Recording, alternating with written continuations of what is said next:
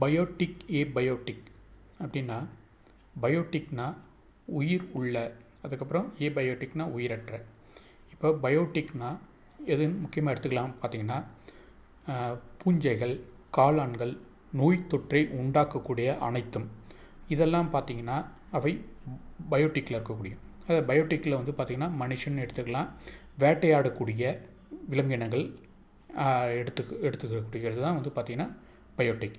Abiotic என்பதுனா உயிரற்ற அப்படின்னு அர்த்தம். உயிரற்றனா அதுக்கு வந்து எதுவுமே கிடையாது. அவை வந்து பார்த்தா நிலம், நீர், காற்று, பாறை, மண் ஆகியவை சார்ந்தது.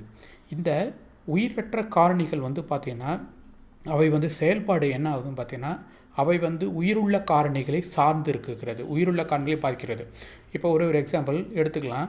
இப்போது தண்ணி வந்து பார்த்திங்கன்னா மண், நீர், காற்று இதெல்லாம் வந்து பார்த்திங்கன்னா ஒரு தாவரம் வளர்கிறதுக்கு மிக முக்கியமாக இருக்குது. அதே மாதிரி வந்து பார்த்தோம் சூழ்நிலையை பாதிக்கக்கூடிய காரணியாக இருக்கிறது. இப்போது வெப்பம் அதிகமாக இருந்தாலும், மழை அதிகமாக பெஞ்சாலும், ஏன்னா வந்து மண் சரிவு ஏற்படுது, சாயில் எரோஷன் ஏற்படுது, ஃப்ளோடு வெள்ளம் ஏற்படுது, அந்த மாதிரி காரணிகள்னு சொல்லலாம். இப்போ உயிருள்ள காரணிகள் வந்து பாதிக்கக்கூடிய உயிருள்ள காரணி வந்து பார்த்திங்கன்னா பேத்தோஜன், பாக்டீரியா இருக்குது, வைரஸ் இருக்குது. இப்போ பாக்டீரியா வந்து டியூபர்குலோசிஸ் இருக்குது. டியூபர்குலோசிஸ் வந்து பார்த்திங்கன்னா நம்முடைய நுரையீரலை தாக்கக்கூடிய நோய் அப்படின்னு அர்த்தம். சளியை உண்டாக்கக்கூடியது.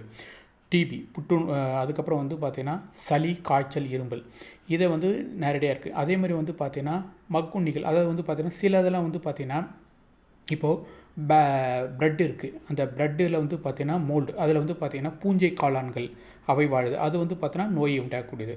அதுக்கப்புறம் வந்து பார்த்திங்கன்னா ஒரு எக்ஸாம்பிள் சொல்கிறேன். அதுக்கப்புறம் பால் வந்து தயிராக மாறுது. அந்த தயிரில் வந்து பார்த்திங்கன்னா வந்து அதுக்கு வந்து புளிக்கிறதுக்கு இருக்கக்கூடிய பாக்டீரியா.